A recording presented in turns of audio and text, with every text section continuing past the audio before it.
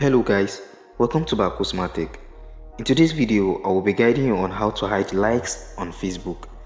So the first thing you are going to do when you head over to your Facebook app, here you are going to tap on the icon over here, then tap on the settings icon again, then scroll down to preference and you tap on reaction preferences.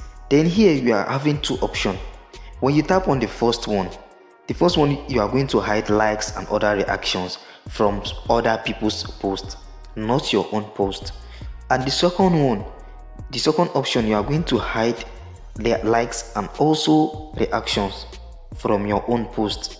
So when you toggle the both, you are going to hide both the reaction from other posts and the reaction from your own post. So guys, this is how to hide likes on Facebook.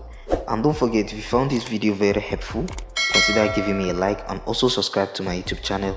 Thank you for watching.